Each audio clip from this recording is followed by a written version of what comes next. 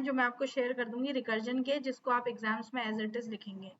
Recursion can be defined as the technique of replicating or doing again an activity in a self-similar way, calling itself again and again. खुद को बार बार call करने की process जो है वो recursion कहलाती है, और the process continues till specific condition reaches. कल हमने देखा था कि हमने एक नंबर का फैक्टोरियल फाइंड करने के लिए एक खुद को फंक्शन कॉल कर रहा था। पहले 5 का फैक्टोरियल था तो वो कॉल कर रहा था 4 के फैक्टोरियल वाले फंक्शन को, फिर वही फंक्शन फैक्टोरियल को 3 से कॉल कर रहा था, फिर 2 से, फिर 1 से, लेकिन 1 में जब हम पहुंचे तो हमने रिटर्न कर दिया था 1। तो till the specific condition reaches, इस बात का ध्यान रखना होता है। In the world of programming, when your program lets you call that specific function from inside the function, this is the concept of calling the function from itself। मतलब जब एक फंक्शन खुद को कॉल करता है अपने ही अंदर, उसको हम कहते हैं रिकर्सिव फंक्शन। ऐसे फंक्शन को हम रिकर्सिव फंक्शन कहते हैं, जब एक फंक्शन खुद को कॉल कर रहा होता है। This is the example. ये ऐसी ही आप लिखेंगे एग्जाम में, ये सिंटेक्स है। रिकर्सिव फंक्शन हम कैसे बनाते हैं, फंक्शन का कुछ भी नाम हो सकता है, उसके अंदर वो फंक्शन खुद को कॉल कर रहा है। तो क्योंकि ये वॉइड है, इसका रिटर्न टाइप वॉइड है, इसलिए फंक्शन ऐसे कॉल हो जा रहा है। ठीक है, अगर वो रिटर्न टाइप होगा, रिटर्नेबल होगा, तो उसमें वहां पे रिटर्न लिखना जरूरी होगा। तो ये एक सिंपल एग्जाम्पल है, एक फंक्शन खुद को कॉल कर रहा है और उस फंक्शन को हमने मेन के अंदर कॉल किया है। तो ये एग्जाम्पल है एक रिकर्जन का। अगर आपको कुछ भी समझ में नहीं आता है तो आप इस तरीके का एग्जाम्पल एग्जाम में लिखेंगे कि this is a concept of recursion. C program allows us to do such calling of function। C program जो है वो हमें अलाउ करता है कि हम फंक्शन के अंदर फंक्शन कॉल कर सकें, जिसको हम क्या कहते हैं, रिकर्जन। तो रिकर्जन अलाउ है C++ में। But when you implement this recursion concept, you have to be cautious. आपको ध्यान किस बात का रखना है, एग्जिट या टर्मिनेटिंग कंडीशन का, जिसको हम बेस कंडीशन कल मैंने आपको बताया, कब रुकेगा, कब फंक्शन खुद को कॉल करना बंद करेगा। अगर हम इस चीज का ध्यान नहीं रखेंगे तो we can continue to an infinite loop. एक इनफाइनाइट लूप में हम चले जाएंगे। मतलब कि इनफाइनाइट लूप का मतलब है आपका फंक्शन खुद को कॉल करता ही रहेगा, करता ही रहेगा, कभी रुकेगा ही नहीं, तो हैंग हो जाएगा। तो इसका मतलब आपको इनफाइनाइट फंक्शन का इनफाइनाइट लूप में जाने से रुकना है, तो फिर आपको रिकर्जन में ध्यान रखना होता है।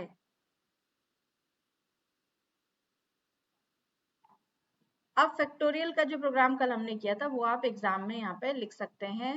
This is the program of factorial जो हमने कल किया था। किसको समझ में नहीं आया था फैक्टोरियल का प्रोग्राम, बताना है फिर से तो बताइए, वरना मैं आगे बढ़ूं, मैं दूसरा प्रोग्राम बताऊं।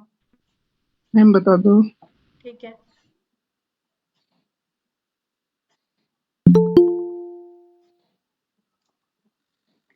Tanishka, things are not linked. ठीक है, आपको स्टैक समझ में नहीं आया था तो आपको क्यू तो समझ में आएगा। क्यू अलग कंसेप्ट है। अब रिकर्जन मैंने कल पढ़ाया तो रिकर्जन एक अलग कंसेप्ट है, उसका स्टैक या क्यू से कोई मतलब नहीं है। आज मैं ट्री पढ़ाने वाली हूँ, उसका स्टैक, क्यू, ट्री, रिकर्जन से, रिकर्जन, इन चीजों से कोई मतलब नहीं है उसका। ठीक है, एवरी टॉपिक इज डिफरेंट। तो आप फिर लैग करते चले जाओगे क्लास में। बोलो, ठीक है,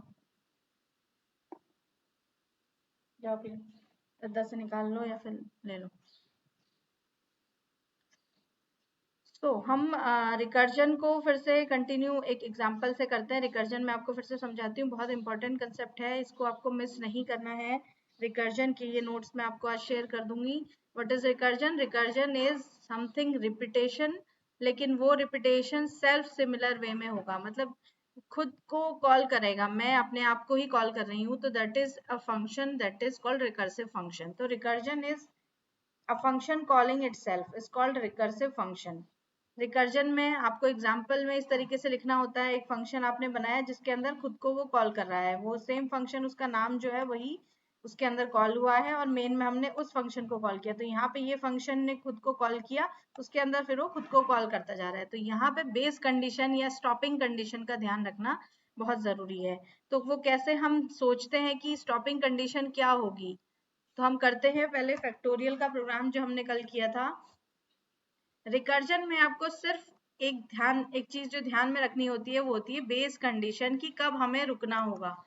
आप एक फंक्शन है ए, वो अपने कोड में खुद को कॉल कर रहा है। तो इसका मतलब क्या होगा, जब हम a को कॉल करेंगे तो a के लिए मेमोरी एलोकेट होगी, उसके अंदर लिखा हुआ है a को कॉल करो, वो फिर से एक उसकी कॉपी बनेगी a फंक्शन की, उसके लिए मेमोरी एलोकेट होगी, उसके अंदर फिर लिखा हुआ है a को कॉल करो, तो फिर एक नई मेमोरी a फंक्शन के लिए एलोकेट होगी उसके अंदर फिर से। तो ये कब तक होता रहेगा, ये तो इनफाइनाइट लूप बन गया।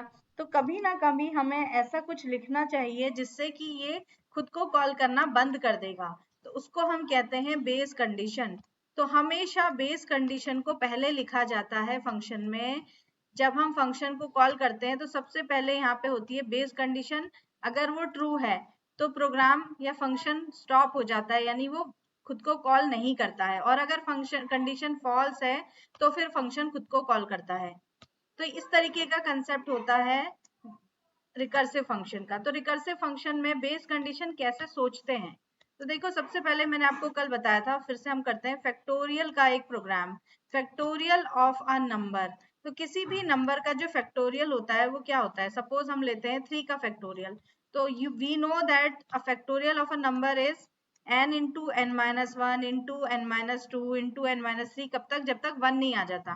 किसी नंबर का फैक्टोरियल होता है n into n-1 into n-2, जब तक कि 1 नहीं आता, माइनस करते रहते हैं ये नंबर को, एक कम करते रहते हैं। तो रुकना कब है, जब 1 आ जाएगा। समझ में आ रहा है, तो रुकने की कंडीशन होगी जब 1 आ जाएगा, यानी कि हम जिस नंबर का फैक्टोरियल निकालेंगे n का, हम उसको एक एक कम करते रहेंगे, पहले एक कम करेंगे फिर उसी से मल्टीप्लाई करेंगे, फिर उसको उस n-1 में फिर से हम यही लिखेंगे n-1, यानी अब जब हमने पहले 5 को भेजा तो वो 4 होके आया, अब उसको फिर से n-1 करेंगे तो वो 3 हो जाएगा, फिर से n-1 करेंगे तो वो 2 हो जाएगा। तो इसका मतलब हम n-1 से बार बार उसको फंक्शन को कॉल करते रहेंगे, हम उसको एक कम करते रहेंगे, लेकिन कब तक करते रहेंगे, तो हमारी जो कंडीशन होगी खुद को कॉल करने की वो तो होगी कि खुद को कॉल करो, एक -1 करके कॉल करते जाओ, लेकिन रुकना कब है, जब 1 हो जाएगा, कम होते होते 1 हो जाएगा, वो नंबर जो है वो 1 हो जाएगा, माइनस होते होते जब वो 1 हो जाएगा तो हमें स्टॉप हो जाना है। तो इस तरीके से हमें बेस कंडीशन को सोचना होता है। तो सबसे पहले हमने जो कल फैक्टोरियल का प्रोग्राम बनाया था वो किस तरीके से बनेगा, सबसे पहले प्रोग्राम का जो, अगेन मैं बता रही हूँ कि फंक्शन होगा, एक फंक्शन है क्योंकि रिकर्सिव फंक्शन हम बना रहे हैं। फंक्शन का सबसे पहले क्या होता है, रिटर्न टाइप होता है। जिन लोगों को फंक्शन अभी तक समझ नहीं आए इसीलिए मैंने सबसे पहले फंक्शन पढ़ाए थे। फंक्शन बनाने के लिए सबसे पहले लिखते हैं उस फंक्शन का रिटर्न टाइप, फिर फंक्शन का नाम लिखा जाता है, फिर फंक्शन के यहाँ पे दिए जाते हैं पैरामीटर्स। तो पैरामीटर्स क्या होते हैं, फंक्शन के एंट्री पॉइंट होते हैं। अगर हमें फंक्शन को कुछ देना है तो हम पैरामीटर से ही देते हैं, और इस तरीके का कोड होता है फंक्शन का, इस तरीके का स्ट्रक्चर होता है। फंक्शन को हम, अगर इसमें रिटर्न टाइप है, यहाँ पे कुछ नहीं है, तो क्या होता है, वॉइड।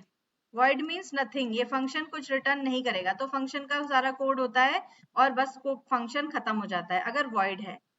अगर कुछ रिटर्न टाइप है जैसे कि इंट है सपोज, तो हमें लास्ट में यहाँ पे कीवर्ड लिखना पड़ता है जिसको कहते हैं रिटर्न, और एक वैल्यू हमें रिटर्न करनी पड़ेगी जो इंटीजर टाइप की होगी। ये मस्ट है क्योंकि हमारा जो फंक्शन है वो इंट रिटर्न कर रहा है। अगर रिटर्न टाइप है कैर तो हमें यहाँ पे कैरेक्टर टाइप की वैल्यू रिटर्न करनी पड़ेगी। अगर है फ्लोट तो फ्लोट टाइप की वैल्यू रिटर्न करना जरूरी होता है। This is the concept of function. तो अब हमें एक ऐसा फंक्शन बनाना है जो खुद को कॉल करेगा, तो फंक्शन का जो भी नाम होगा एक बार वो यहाँ पे जरूर कॉल हो रहा होगा, उसका नाम यहाँ पे फिर से आ रहा होगा, उसको हम खुद ही, वो खुद को कॉल जरूर कर रहा होगा, तभी तो कंसेप्ट बनेगा रिकर्सिव फंक्शन का। तो हम एक फंक्शन बनाएंगे जो हमें किसी नंबर n का फैक्टोरियल रिटर्न करेगा। तो फैक्टोरियल रिटर्न करेगा तो ऑब्वियसली उस नंबर, उस फंक्शन का जो रिटर्न टाइप होगा वो कुछ होगा, सपोज इंट है, आप लॉन्ग भी ले सकते हैं क्योंकि 4 या 5 या 6 के फैक्टोरियल के बाद इंटीजर की वैल्यू खत्म हो जाती है। 6 का फैक्टोरियल, 7 का फैक्टोरियल, 8 का फैक्टोरियल जो होता है वो इंटीजर की रेंज के बाहर चला जाता है, 6 5 5 3 5 से बड़ा होता है 8 का फैक्टोरियल। तो आप यहाँ पे लॉन्ग भी ले सकते हैं उसका रिटर्न टाइप।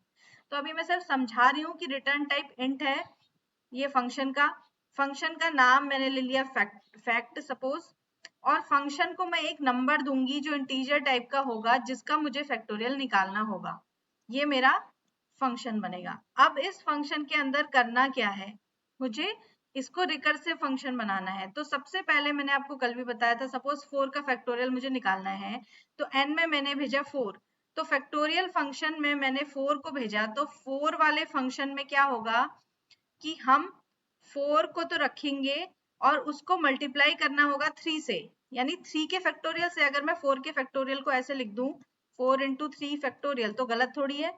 तो अब मुझे 3 का फैक्टोरियल चाहिए, और वो मुझे कौन देगा, वो मुझे यही फंक्शन देगा जब मैंने बनाया ही उसको इस काम के लिए। तो यहाँ पे मैं किसको कॉल करूंगी, फैक्टोरियल को 3 से कॉल करूंगी, मतलब मैं 3 भेजूंगी कि मुझे दो 3 का फैक्टोरियल। अब ये क्या है, रिकर्सिव फंक्शन, फंक्शन ने खुद को कॉल किया, तो यहाँ पे 3 से ये फैक्टोरियल फंक्शन कॉल होगा। फैक्टोरियल फंक्शन में पैरामीटर में n में क्या आया 3, तो यहाँ पे लिखा होगा कि 3 का फैक्टोरियल क्या होता है, क्या होता है 3 का फैक्टोरियल, 3 इंटू 2 का फैक्टोरियल। तो यहाँ पे मैं लिखूंगी 3 इंटू फैक्टोरियल ऑफ 2, क्योंकि मुझे 2 का फैक्टोरियल कौन देगा, ये फंक्शन देगा जब मैंने बनाया है उसे फैक्टोरियल कैलकुलेट करने के लिए। अब फिर से फैक्टोरियल ऑफ 2 फंक्शन कॉल हुआ, तो फैक्टोरियल फंक्शन में पैरामीटर में क्या आया 2, तो यहाँ पे लिखा होगा 2 इंटू फैक्टोरियल ऑफ 1, क्योंकि 2 का फैक्टोरियल क्या होता है 2 इंटू फैक्टोरियल ऑफ 1। अब ये फिर से फंक्शन कॉल हुआ फैक्टोरियल फंक्शन, और उसमें पैरामीटर में आया 1, तो 1 का फैक्टोरियल तो 1 ही होता है। तो यहाँ पे अब फंक्शन खुद को कॉल करना बंद कर देगा, और यहाँ पे हमें कुछ ऐसा लिखना पड़ेगा जिसको मैं अभी तक कह रही थी बेस कंडीशन। तो बेस कंडीशन क्या होनी चाहिए कि अगर कोई नंबर मेरे पास इस फैक्टोरियल फंक्शन के पास n में जो वैल्यू आई है अगर वो 1 है, तो इसका मतलब 1 का मतलब है अब मुझे आगे फैक्टोरियल कैलकुलेट नहीं करना है। 1 का फैक्टोरियल क्या होता है 1। तो जब भी मुझे फैक्टोरियल में n में कोई वैल्यू पास होगी अगर वो 1 होगी, तो मुझे क्या करना है, इफ n इक्वल्स टू 1, तो मुझे क्या करना है, रिटर्न कर देना है 1। और यहाँ पे और के साथ में एक कंडीशन लगा रही हूँ n इक्वल्स टू 0, क्योंकि 0 का फैक्टोरियल भी 1 ही होता है। तो आपको फैक्टोरियल जो है वो अगर n की वैल्यू 1 है या 0 है तो रिटर्न करना है 1। अब ये कंडीशन हो गई मेरी रुकने की कंडीशन, तो यहाँ पे तो ये कंडीशन ट्रू हुई होगी क्योंकि n में 1 है, तो क्या लिखा मिला होगा, रिटर्न 1। रिटर्न 1 का मतलब ये फंक्शन कहाँ पे 1 रिटर्न करेगा, जहां से वो कॉल होके आया था, यहाँ पे वो दे देगा 1। तो ये अब 2 1 2 कैलकुलेट होगा, तो यहाँ पे भी लिखा होगा रिटर्न, तो 2 1 2 ये फंक्शन रिटर्न करेगा 2 यहाँ पे भी लिखा होगा रिटर्न 3 इंटू फैक्टोरियल 2, तो 3 2 6 कहाँ रिटर्न करेगा, जहां से वो कॉल हुआ था यहाँ पे। और यहाँ पे लिखा होगा रिटर्न 4 इंटू 6, तो 24, ये फैक्टोरियल 4 फंक्शन मुझे क्या रिटर्न करेगा 24। 4 का फैक्टोरियल क्या होता है 24। तो इसका मतलब यहाँ पे इफ ये कंडीशन ट्रू होती है तो रिटर्न 1, एल्स में यहाँ पे क्या लिखा होगा, यही लाइन लिखी होगी जो बार बार खुद को कॉल कर रही है, मतलब else return n into factorial of n minus 1। मैंने वही फंक्शन फिर से कॉल किया, n माइनस 1 भेज दिया उसमें n इंटू n माइनस 1। ये मेरा फैक्टोरियल का प्रोग्राम है, रिकर्सिव प्रोग्राम, जिसमें कि मैंने सबसे पहले बेस कंडीशन लगाई है, अगर वो ट्रू होगी तो फंक्शन 1 रिटर्न कर देगा, वरना फंक्शन n से मल्टीप्लाई करेगा उसके एक कम नंबर के फैक्टोरियल को, और वो फैक्टोरियल ये खुद ही सर्च करेगा। तो ये फंक्शन खुद को कॉल कर रहा है, ये एक रिकर्सिव फंक्शन है। रिकर्सिव फंक्शन ऐसे ही कॉल होता है, वो खुद को कॉल करता जाएगा कब तक, जब तक ये कंडीशन ट्रू नहीं होती, तभी कॉल करना बंद होगा, यहाँ पर कॉल करना बंद हो जाएगा। आगे तो ये फंक्शन फिर वापस आएगा, और फंक्शन वापस कैसे आता है, वो उसी जगह पे वापस आता है जहां से कॉल हुआ था, तो वो वापस आता जाएगा, मेन में वापस आ जाएगा, क्योंकि मेन से हमने इसको कॉल किया होगा फैक्टोरियल ऑफ 4 को, तो मेन में हमें मिल जाएगा 24। ठीक है, इस तरीके से होता है। अब हम एक प्रोग्राम और कर लेते हैं इसका, तो आप लोगों को क्लियर हो जाएगा रिकर्जन। तो अभी जो हमने प्रोग्राम किया था वो कंसेप्ट था लीनियर रिकर्जन। जो हमने फैक्टोरियल का जो प्रोग्राम किया था वो था लीनियर रिकर्जन का एग्जाम्पल, यानी एक फंक्शन खुद को एक बार कॉल कर रहा है, कर रहा था ना एक बार। अब हम एग्जाम्पल लेते हैं दूसरे रिकर्जन का। The second type is binary recursion. Binary recursion, recursion दो टाइप्स का रिकर्जन 3 टाइप्स का होता है बेसिकली, लीनियर और बाइनरी, और तीसरा मैं भी बताऊंगी। तो फर्स्ट टाइप हमने कल पढ़ा था, या अभी मैंने फिर रिवाइज करा दिया। Second type is binary recursion. Binary recursion का मतलब a function is calling itself twice. Binary मतलब क्या होता है, बाई मतलब 2, तो 2 बार कॉल करेगा, एक फंक्शन खुद को 2 बार कॉल करेगा। तो कैसे ये होता है हम देखते हैं। इसका एग्जाम्पल है फिबोनिकी सीरीज। फिबोनिकी सीरीज क्या होती है, सबसे पहले तो आपको पता होना चाहिए फिबोनिकी सीरीज क्या होती है। फिबोनिकी सीरीज वो सीरीज होती है जिसमें हर टर्म जो होता है वो अपने से पिछले 2 टर्म्स का सम होता है। ये फिबोनिकी सीरीज अगर है तो पहला नंबर जो है वो अपने से पिछले 2 नंबर्स का सम होगा। तो पहले के 2 नंबर्स तो फिक्स होते हैं 0 और 1, ये फिक्स है क्योंकि इससे पहले कुछ नहीं होता, स्टार्ट ही 0 और 1 से होती है। अब हर नंबर जो है वो तीसरा नंबर अपने से पिछले से 2 नंबर्स का सम होगा, यानी 0 + 1 तीसरा नंबर 1 होता है, फिर होगा 1 + 1 ये 2 होता है, 2 + 1 3 होता है, 3 + 2 5, 5 + 3 8, 8 + 5 13, 13 और 8 21। ये हमारी फिबोनिकी सीरीज है, ठीक है। फिबोनिकी सीरीज जो होती है हमारी, वो हर टर्म पिछले 2 टर्म्स का सम होता है, ये होती है। अब इसको हम रिकर्जन से कैसे इंप्लीमेंट करेंगे। तो अगर मैं आपसे कहूं कि इस फिबोनिकी सीरीज का कौन सा नंबर है, ये 1 2 3 4 5 6th नंबर, 6th नंबर का टर्म क्या होगा, फिबोनिकी सीरीज का 6th टर्म क्या है, तो वो है 5। फिबोनिकी सीरीज का 5th टर्म क्या है, वो है 3। तो फिबोनिकी सीरीज का ये टर्म कैसे कैलकुलेट होगा, पहले हमें उससे पिछले 2 नंबर्स निकालने पड़ेंगे और उनको निकालने के लिए हमें उनसे पिछले 2 नंबर्स निकालने पड़ेंगे। तो कहने का मतलब है कि हमें किसी भी टर्म को निकालने के लिए एक फंक्शन में 2 चीजें चाहिए। किसी भी नंबर का फिबोनिकी ऑफ n, n क्या है यहाँ पे, टर्म, यानी 5th नंबर कौन सा होगा, फिबोनिकी का सीरीज का 5th नंबर कौन सा होगा। इसको देख के अगर मैं लिखूं तो क्या होगा, nth टर्म जो होगा, यानी 5th टर्म जो होगा वो 4th term plus 3rd term का सम होगा। होगा नहीं होगा, ये तो सिंपल चीज है। 5th टर्म जो होगा वो 4th टर्म और 3rd टर्म का सम होगा, इन दोनों का सम है। अगर मैं आपसे कहूं कि 8th टर्म, यानी कि 6 7 8, ये 8th टर्म क्या होगा, तो 8th टर्म हमें तो ये पता है कि सीरीज के अकॉर्डिंग 8th टर्म जो होगा वो n अगर 8 है तो n-1 यानी 7th टर्म प्लस n-2 यानी 6th टर्म का सम होगा।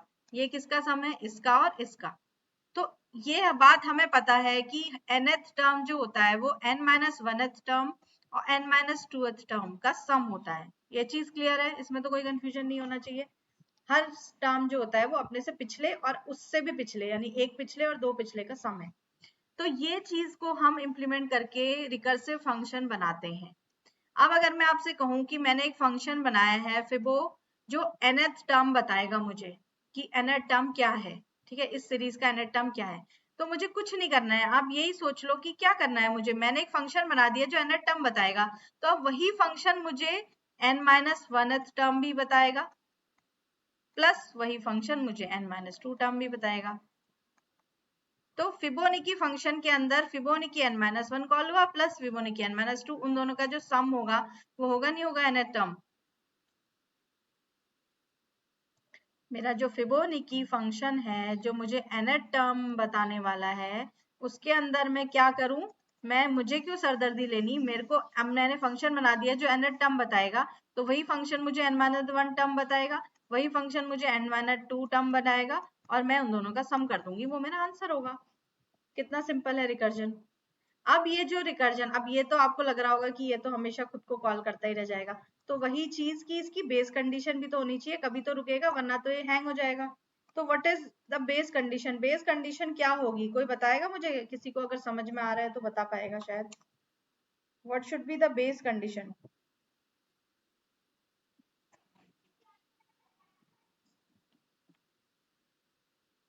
नहीं समझ में आ रहा किसी को, बेस कंडीशन।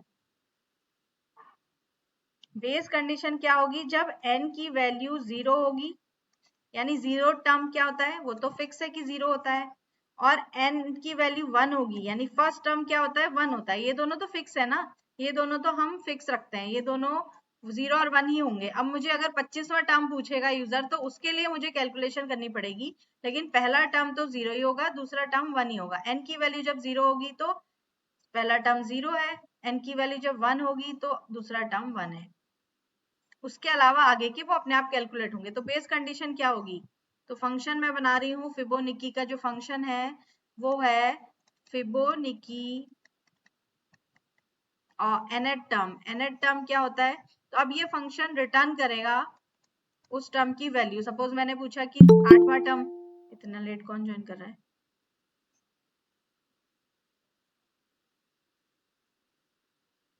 सपोज मैंने पूछा कि एट्थ टर्म क्या होगा फिबोनाची सीरीज का, तो 8 is the value of n। तो वो मुझे क्या रिटर्न करेगा? अभी मेरे को एग्जैक्टली याद नहीं है कि क्या होता है 8 टर्म। सपोज 64 होता है, तो 64 रिटर्न करेगा। तो इसका रिटर्न टाइप क्या होगा? इंटीजर। ठीक है, अब हमारा ये फंक्शन क्या बनेगा? सबसे पहले यहाँ पे लिखेंगे बेस कंडीशन। तो बेस कंडीशन होगी इफ n इक्वल्स टू 0, यानी कि अगर कोई पहला ही टर्म पूछ रहा है तो रिटर्न कर दो 0, क्योंकि पहला टर्म तो 0 ही होता है। अगर कोई दूसरा टर्म जिसकी वैल्यू है 1, n इक्वल्स टू 1, पहला टर्म पूछ रहा है, 0 टर्म 0 होता है, फिबोनाची सीरीज का पहला टर्म 1 होता है।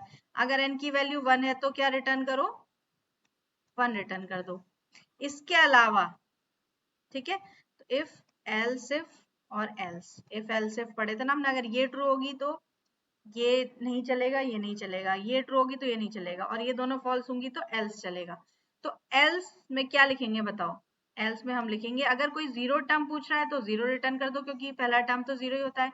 कोई फर्स्ट टर्म पूछ रहा है तो 1 रिटर्न कर दो, क्योंकि ये तो 1 ही होता है। इसके अलावा कोई n में कुछ भी पूछे, कोई भी टर्म पूछे, मुझे कोई टेंशन नहीं लेनी है। मुझे उसका n-1 टर्म यही फंक्शन देगा, प्लस उसका n-2th टर्म वही फंक्शन देगा, और मुझे उन दोनों का सम कर देना है।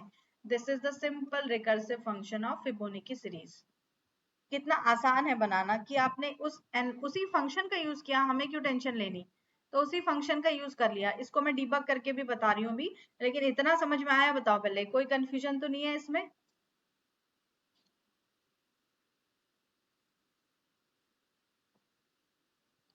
पूछते भी नहीं हो।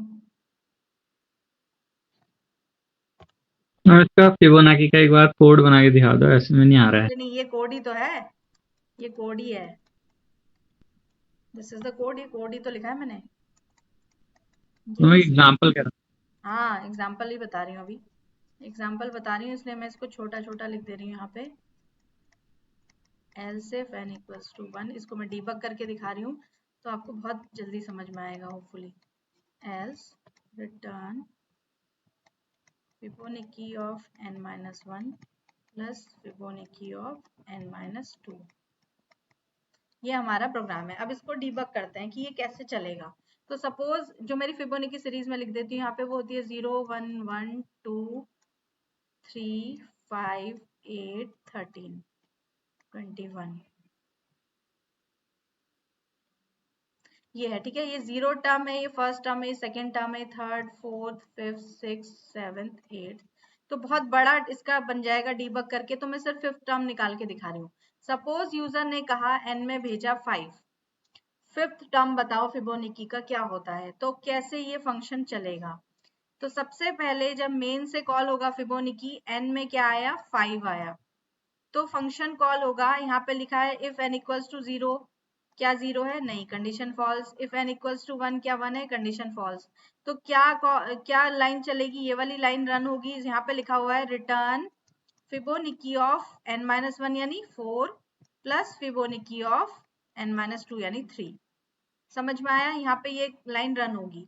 अब ये लाइन रन कैसे होगी? अभी फंक्शन कुछ रिटर्न कर सकता है क्या? नहीं कर सकता। अभी पहले तो ये सब कैलकुलेट होगा। तो अब ये कहलाता है बाइनरी रिकर्जन। देखो यहाँ पे 2 बार फंक्शन कॉल होगा। तो पहले कंपाइलर जाएगा यहाँ, फिबोनाची फंक्शन कॉल हुआ जिसमें कि हमने n में भेजा 4। तो यहाँ पे अगेन n इक्वल्स टू 0 नहीं है, n इक्वल्स टू 1 नहीं है। यहाँ पे क्या लाइन रन होगी? Return Fibonacci of 3 plus Fibonacci term 2, यानी कि 4 किसका सम होता है? थर्ड टर्म का और सेकंड टर्म का। अगेन यहाँ पे फिर से क्या होगा? फिर से 2 बार फंक्शन कॉल है, तो फिबोनाची फंक्शन फिर से कॉल हुआ और उसमें n में आ गया 3। तो यहाँ पे 0 फॉल्स है, 1 फॉल्स है। यहाँ पे कौन सी लाइन चलेगी? Return Fibonacci of 2 plus Fibonacci of 1। फिर से binary recursion, Fibonacci function call हुआ, यहाँ पे आया 2। तो यहाँ पे क्या होगा? Fibonacci of 1 plus Fibonacci of 0, यही कॉल होगा, क्योंकि n में 0 भी नहीं है 1 भी नहीं है, ये कॉल होगा। Fibonacci of 1 plus Fibonacci of 0, तो जब फिबोनाची ऑफ 1 कॉल होगा तो उस वाले फंक्शन में ये कंडीशन ट्रू हो जाएगी, n की वैल्यू 1 है, क्या रिटर्न होके आएगा यहाँ पे 1। फिबोनाची ऑफ 0 में ये वाली कंडीशन ट्रू हो जाएगी, क्या रिटर्न होके आएगा यहाँ पे 0। 1 प्लस 0 क्या होता है 1, ये फंक्शन यहाँ पे क्या रिटर्न करेगा 1। समझ में आया, ये 1 रिटर्न करेगा, ये फंक्शन यहाँ कॉल होगा, 0 वाला कॉल होगा वो 0 रिटर्न करेगा। 1 प्लस 0 ये 1 हो गया, तो अब ये फंक्शन रिटर्न करेगा 1, यहाँ पे रिटर्न करेगा अभी ये बचा हुआ है। तो इसमें अगेन फिबोनाची ऑफ 1 कॉल होगा, तो फिबोनाची ऑफ 1 जब कॉल होगा फंक्शन, तो 1 वाली कंडीशन ट्रू होगी, ये क्या रिटर्न करेगा 1, तो ये 1 रिटर्न करके कहाँ पे देगा यहाँ पे। अब ये फंक्शन जो n इक्वल्स टू 3 वाला वो क्या रिटर्न करेगा 1 प्लस 1 यानी कि 2, कहाँ रिटर्न करेगा यहाँ पे जहां से वो कॉल हुआ था, यहाँ पे रिटर्न होके आ गया 2। अभी ये बचा हुआ है Fibonacci of 2, Fibonacci of 2 call होगा तो उसके अंदर कंडीशन रिटर्न वाली ट्रू होगी, तो यहाँ पे कॉल होगा Fibonacci of 1 plus Fibonacci of 0। Fibonacci of 1 जब कॉल होगा वो क्या रिटर्न करेगा 1, फिबोनाची ऑफ 0 जब कॉल होगा वो क्या रिटर्न करेगा 0। 1 प्लस 0 क्या हुआ 1, और कहाँ रिटर्न होके आएगा यहाँ पे। 2 प्लस 1 क्या हो गया 3 हो गया। तो फिबोनाची 4 ने रिकर्सिव फंक्शन के थ्रू हमें क्या रिटर्न करा 3। फोर्थ टर्म कौन सा होता है 3, बिल्कुल सही दिया उसने। अब फिबोनाची 3 ये भी तो बचा है अभी, तो ये कॉल होगा, तो फिबोनाची 3 जब कॉल होगा तो यहाँ पे Fibonacci of 2 plus Fibonacci of 1 ये वाली लाइन रन होगी।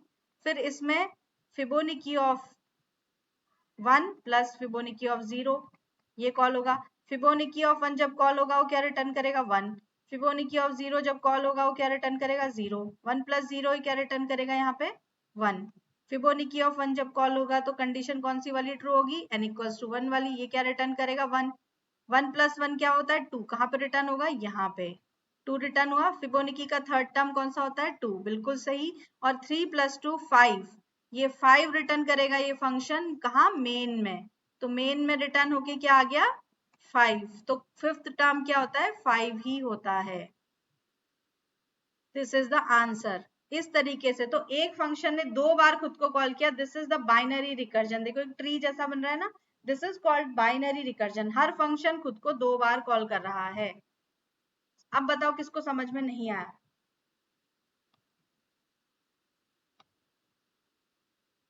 ठीक है, n equals to 0 n equals to 1 ये दो कंडीशन अगर नहीं लिखी होंगी तो हमारा ये हैंग हो जाएगा। ये कंडीशन खुद को कॉल करती जा रही है लेकिन रुक कहाँ पे रही है, जहां पे n की वैल्यू 1 या 0 हो जा रही है वहां से फंक्शन रिटर्न होना शुरू कर रहा है और रिटर्न होके हमें वो अपने आप आंसर दे रहा है।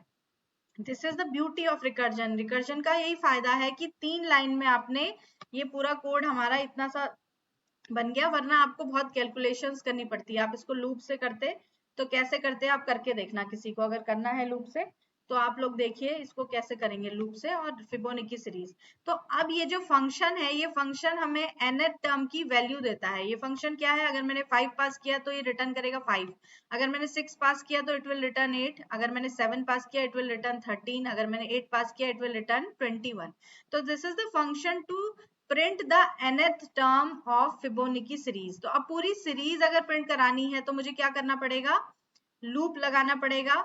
ठीक है, फॉर i असाइन 0 से लेके i is less than equal to 10, अगर मुझे 10 टर्म्स प्रिंट कराने हैं तो मुझे ये लूप लगाना पड़ेगा। इसके अंदर मैं फिबोनाची के अंदर i को पास कर देती हूँ और यहाँ पे प्रिंट एफ कर दूंगी %d फिबोनाची i।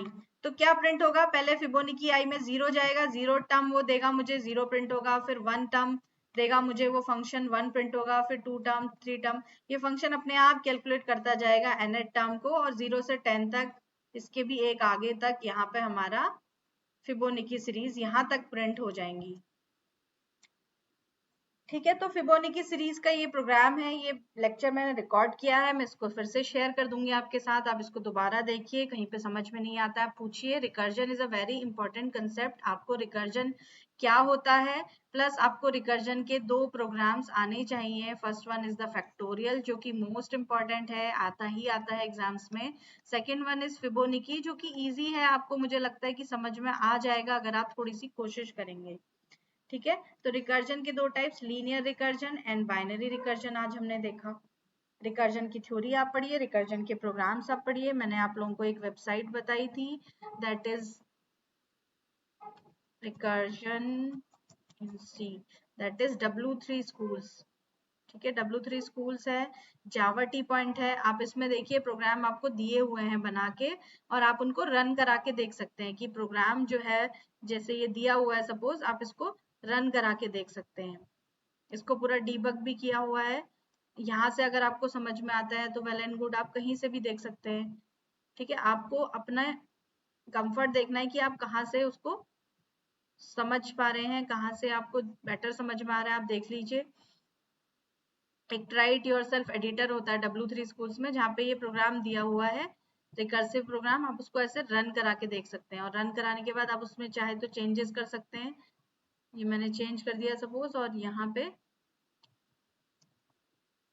10 था, यहाँ पे मैंने 5 कर दिया। तो अब 5 नंबर्स का सम, 5 इंटीजर नंबर्स का सम मुझे ये फंक्शन देगा। तो इसका आंसर यहाँ पे इस तरीके से आ जाएगा, 15 आ गया। ठीक है, तो आप ऐसे यहाँ पे एक प्रोग्राम दिया होता है उसको रन करा के देख सकते हैं। जिनके पास लैपटॉप नहीं, आप मोबाइल में भी इसे रन कर सकते हैं। ठीक है, तो यहाँ पे रिकर्जन है या फिर और भी बहुत सारे ही कंसेप्ट हैं, सीखे आप पढ़ सकते हैं। आप लोगों को पढ़ना है, अल्टीमेटली जहां से भी आप पढ़ें आपको पढ़ना ही है। So the next topic I am going to start is tree. ये बहुत इंपॉर्टेंट कंसेप्ट है और बहुत लास्ट यूनिट है हमारी, बहुत इंटरेस्टिंग भी है। ट्री में मैं आपको प्रोग्राम्स नहीं बताऊंगी। ठीक है, आप लोग अभी BCA में हैं तो आप लोगों के प्रोग्राम्स नहीं है ट्री के। MCA में आप लोग अगर MCA करेंगे वहां पे बनाएंगे। तो ट्री में हम लोग, ट्री क्या होता है, इसके बहुत इंटरेस्टिंग से एल्गोरिथम्स हैं ट्री को ट्रेवर्सल करने के, वो हम थ्योरी उनके एल्गोरिथम्स पढ़ेंगे। हम कोडिंग नहीं करेंगे ट्री वाली यूनिट में। तो जो लोगों को कोडिंग से डर लग रहा है तो ये वाली यूनिट आप पढ़िए, उसको कवर करिए, आपके बहुत अच्छे मार्क्स आ जाएंगे। क्योंकि ट्री से 2 या 3 क्वेश्चन 100% आते हैं। बहुत इंपॉर्टेंट टॉपिक है ये ट्री। तो स्टार्ट करते हैं। थोड़ा सा इसको थ्योरी आज मैं पढ़ा रही हूँ, कल फिर मैं इसको आगे कंटिन्यू करूंगी। तो सबसे पहले introduction to trees, what is a tree. आप लोगों को पता है कि अभी तक जितना हमने पढ़ा है वो लीनियर डेटा स्ट्रक्चर थे। Strings, array, list, stack, Q सब लीनियर थे ना, एक लाइन से बने होते थे। चाहे हम स्टैक को ऐसे बनाते हैं लेकिन वो लीनियर डेटा स्ट्रक्चर कहलाता है। तो अब हम पढ़ेंगे non linear data structure, that is tree. तो नॉन लीनियर डेटा स्ट्रक्चर जो होता है उसको हम नॉन लीनियर क्यों कहते हैं, क्योंकि यहाँ पे हायरार्किकल होता है data. Trees are mainly used to represent hierarchical relationship. जैसे फैमिली ट्री होता है, टेबल ऑफ कंटेंट्स। सबसे बढ़िया एग्जांपल इसका आप देख सकते हैं आपके कंप्यूटर में या आपके मोबाइल में जो फोल्डर्स होते हैं। आपका फाइल फोल्डर होता है एक, माई फाइल फोल्डर को और भी कुछ कहते हैं, मुझे ध्यान नहीं आ रहा है अभी। ठीक है, फाइल जिसमें आप फाइल्स अपनी स्टोर करते हैं, PDF वगैरह। तो वो जो फोल्डर होता है, आपने देखा उस फोल्डर के अंदर बहुत सारे फोल्डर होते हैं। फिर उसके अंदर भी बहुत सारे फाइल मैनेजर, सॉरी याद आ गया मुझे, फाइल मैनेजर जो होता है। ठीक है, माई फाइल्स भी होता है कहीं में। तो फाइल मैनेजर के अंदर क्या होता है, आप देखते हैं PDF, वीडियोस, म्यूजिक, ये फोल्डर्स होते हैं। आप उसमें जाते हैं तो उसके अंदर फोल्डर्स, तो ये क्या है, एक हायरार्की है। ठीक है, एक पेरेंट चाइल्ड रिलेशनशिप भी क्या है, एक हायरार्की है। तो इस तरीके का जो स्ट्रक्चर होता है हम उसको ट्री कहते हैं। यहाँ पे ट्री इज एन, ये एक ट्री है। A has 3 children, B, C और D, और B का एक चिल्ड्रन है E। तो ये एक हायरार्किकल डेटा स्ट्रक्चर है। तो a tree is an abstract model of hierarchical structure. अब आपकी मेमोरी में तो ऐसा नहीं होता है। मेमोरी में जो डायग्राम, ये तो हम समझने के लिए बना रहे हैं। मेमोरी में ऐसा कुछ नहीं होता है कि ये ट्री जैसा बना होता है आपकी रैम में। जैसे क्यू भी मैंने बताया, स्टैक भी मैंने बताया, वो ऐसा नहीं होता कि मेमोरी में ऊपर से निकलेगा नीचे से निकलेगा। वो तो हम उसे इम्प्लीमेंट करते हैं तब वो लीफो या फीफो बनता है। लेकिन यहाँ पे भी ऐसा नहीं होता है, हम इसे इम्प्लीमेंट करेंगे। हम A से लिंक करेंगे B, C और D को। A को पता होगा कि B का एड्रेस कहाँ है। रैम में अगर A का एड्रेस 100 है, B का एड्रेस 500 है, B 500 लोकेशन पे पड़ा होता है। A को पता होगा कि 500 पे मेरा एक चाइल्ड है, 800 पे C है, तो उसको पता होगा उनका एड्रेस। तो हम इसको इम्प्लीमेंट करते हैं तब ये ऐसा बनता है। रैम में ऐसा कुछ नहीं होता है। Tree is a sequence of nodes. तो ट्री में हम नोड्स कहते हैं इनको, ABCDE, और ये 2 ब्लैंक हैं, these are all nodes. Tree is a starting, there is a starting node called root. जो सबसे पहला नोड होता है, सबसे टॉप का नोड, उसे रूट कहते हैं, ROOT, रूट। और every node other than root has a parent node. Root का कोई पेरेंट नहीं होता। रूट हमारी जड़ है, जैसे हमारे पूर्वज हैं। तो सबसे टॉपेस्ट जिसका हमें पता है, जिसके पेरेंट्स का नहीं पता, उसकी बात हम कर रहे हैं यहाँ पे, वो है हमारे टॉप पे। उसके बाद हर एक नोड का कोई ना कोई पेरेंट होगा। तो बी, सी और डी का पेरेंट कौन है? ए। ई का पेरेंट कौन है? बी। तो every node other than the root node has a parent node. Nodes may have any number of children in a tree. Tree में कितने भी चिल्ड्रन हो सकते हैं एक नोड के। आगे हम पढ़ेंगे बाइनरी ट्री, तो उसमें हम उसकी खासियत पढ़ेंगे। ऐसे ही टर्शियरी ट्रीज होते हैं। तो ये एक ट्री है जिसमें एक नोड के कितने भी नंबर ऑफ चिल्ड्रन पॉसिबल हैं। अब जो हमारा ट्री होता है उस ट्री में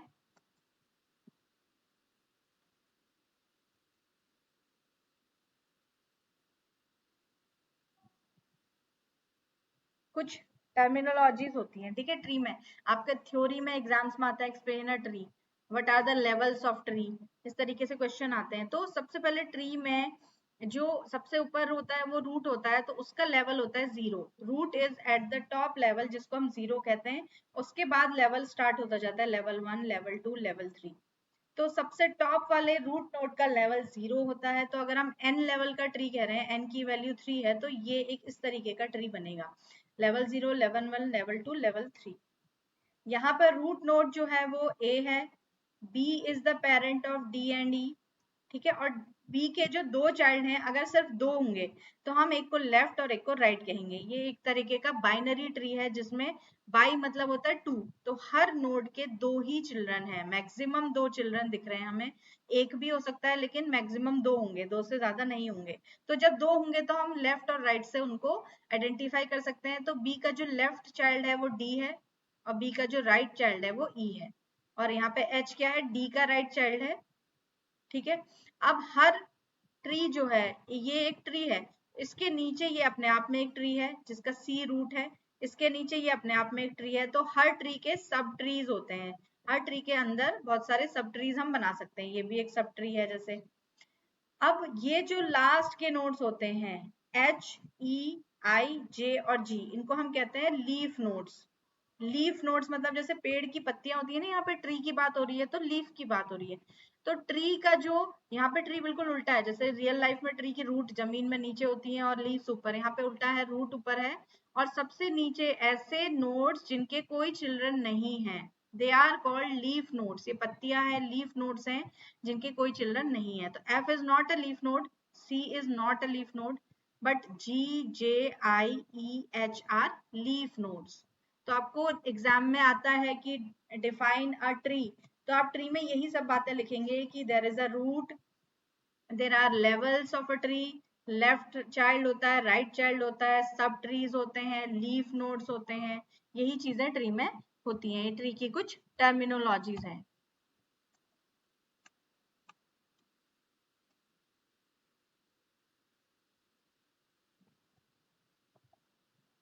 हाँ, ये क्यों नहीं बढ़ रहा है?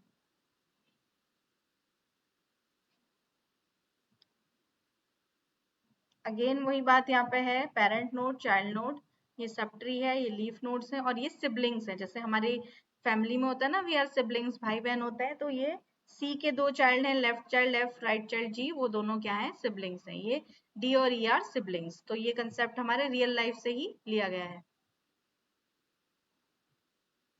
कुछ की टर्म्स जो मैंने आपको अभी समझा दिए वो ये है कि सबसे पहले तो रूट नोड होता है जो top of the tree, the node at the top of the tree is called root. Parent node होता है, हर नोड का एक पेरेंट होता है एक्सेप्ट रूट, रूट का कोई पेरेंट नहीं होता, बाकी सबका एक पेरेंट होगा। चाइल्ड नोड क्या होता है? किसी नोड के नीचे जो नोड्स होते हैं वो उसके चाइल्ड नोड कहलाते हैं। सिबलिंग्स क्या होते हैं? चाइल्ड ऑफ सेम नोड, एक ही नोड के जो चाइल्ड है वो सिबलिंग्स हो गए। लीफ नोड कौन से होंगे? जिनके कोई चाइल्ड नोड्स नहीं होते। सब ट्री हो गया कि डिसेंडेंट्स ऑफ अ नोड, किसी नोड के नीचे को जो ट्री है वो सब ट्री कहलाता है। लेवल्स क्या होते हैं? कि level by level, generation by generation जिसकी हम बात करें, तो सबसे रूट नोड को लेवल 0 कहते हैं, उसके नीचे बढ़ते जाएंगे और 1 2 3 4 एंड सो ऑन। की क्या होती है? वैल्यू ऑफ अ नोड, यानी कि अगर हम ट्री में कोई वैल्यू स्टोर कर रहे हैं तो वो उसकी की है। आगे आगे हम प्रोग्राम्स सॉरी एल्गोरिथम्स जो भी करेंगे या कुछ भी पढ़ेंगे तो हम एक की स्टोर करेंगे ट्री के अंदर। जैसे आपकी फाइल्स है तो फाइल का कोई नाम होता है ना, आपके एक फोल्डर में 10 फाइल है तो उन फाइल्स का कोई नाम है, नाम उनकी की है। इसी तरीके से आपके फोल्डर के अंदर एक और फोल्डर है, 2 फोल्डर हैं, तो उन फोल्डर्स के नाम उनकी की है, उसके अंदर फिर और फोल्डर्स हैं। तो ये हमारा जो उसको रिप्रेजेंट करेगा यूनिकली उस नोड को हम कैसे पहचानेंगे? उसकी की से। And the last thing is degree of a node. Degree of a node क्या होता है? किसी नोड के कितने चिल्ड्रन है वो उसकी डिग्री होती है। 2 डिग्री है मतलब उसके 2 चिल्ड्रन है, 1 डिग्री है तो उसके 1 चिल्ड्रन है, और 0 डिग्री है तो वो कौन है? लीफ नोड है। डिग्री ऑफ अ ट्री क्या होता है? कि maximum degree of a node, किसी पूरे ट्री में किसी भी नोड की जितनी डिग्री, मतलब पूरे ट्री में अगर एक नोड है जिसके 3 चाइल्ड हैं और बाकी सबके 2-2 हैं, तो ट्री की डिग्री कितनी हो जाएगी? 3। Maximum degree of nodes in a given tree, किसी नोड की, जिस नोड की सबसे ज्यादा डिग्री होगी वो उस पूरे ट्री की डिग्री बन जाती है। पाथ क्या है? सीक्वेंस ऑफ एजेस, हम एक नोड से दूसरे नोड पे जा रहे हैं, वो रास्ता is path. Height of a node क्या होती है? कि रूट से, लीफ नोड से लेके उस नोड तक पहुंचना। लीफ नोड क्या होता है? सबसे नीचे का नोड, वहां से उस नोड तक पहुंचने को हाइट कहते हैं। हाइट नीचे से कैलकुलेट होगी, लीफ नोड से ऊपर बढ़ते जाओ, सपोज एक ऊपर गई मैं, फिर एक ऊपर गई, तो हाइट कितनी हो जाएगी? 2। और हाइट ऑफ अ ट्री क्या होती है? रूट की जो हाइट है। ऑब्वियसली आप सबसे नीचे लीफ नोड से जाइए और ऊपर जाते जाइए, तो रूट तक पहुंचने में आपने जितने नोड्स को ट्रेवर्स किया वो उसकी हाइट हो जाएगी। और डेप्थ ऑफ अ ट्री क्या होती है? कि मैक्सिमम कोई लीफ कितनी दूर है, वो डेप्थ हो जाएगी। जैसे एक एग्जांपल है, ये वाला ट्री है, तो इसमें जो हाइट है रूट की वो कितनी हो जाएगी? यहां से अगर हम देखें तो 1 2, और यहाँ से देखें तो 1 2 3, और लेकिन डेप्थ जो होगी वो ट्री की वो होगी सबसे दूर वाला लीफ नोड, जो यहाँ पे एच आई जे ये तीनों है, तो 1 2 3, तो इस ट्री की डेप्थ जो है वो 3 है। ठीक है, so this was all for today. आज